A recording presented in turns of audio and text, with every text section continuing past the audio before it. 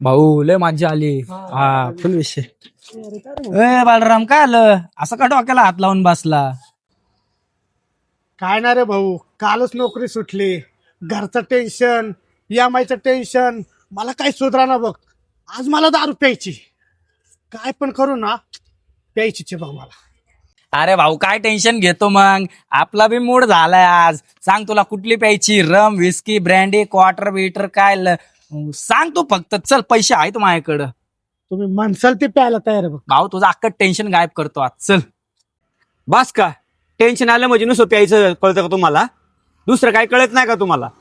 अरे हा घरच्यांना एकुलता एक आहे, घरची सगळी त्याच्यावर अवलंबून आहे आणि तू काय त्याला प्यायला चल म्हणतो? अरे क्रिश भाऊ, तू त्याला दारू पाजून त्याचं टेन्शन काय कमी करणार आहे का? टेन्शन कुणाला नाही, टेन्शन तुला पण आहे, ह्याला पण आहे, आम्हाला पण आहे. मग प्रत्येक वेळेस काय दारूच पिली पाहिजे का टेन्शनच्या टायमाला? अरे मित्रांनो लक्षात ठेवा, आपण आपल्या घरचा शेवटचा आशेचा किरण आहे, त्यामुळं आपण ना बिघडू शकत नाही. अमोल भाऊ बरोबर बोलते.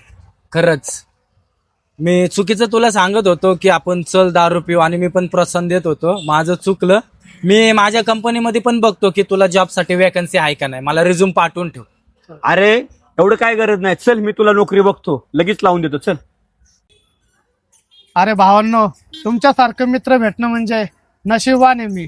प्यायचं विचार करत होतो, काय करू, मरून जाऊ का असं विचार होतोय, पण तुमच्यासारखी मित्र भाऊ.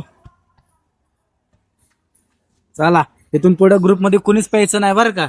आणि किती टेन्शन असू व्यसनांच्या आहारी जायचं नाही. तर मित्रांनो, आयुष्यामध्ये टेन्शन प्रत्येकाला असतं, पण याचा अर्थ असा नाही की तुम्ही व्यसनाच्या आहारी जायला पाहिजे. त्यामुळे तुम्ही व्यसन करू नका आणि जो कोणी करत असेल त्याला त्यापासून परावृत्त करा. तुम्हाला काय वाटतं कमेंटमध्ये नक्की कळवा.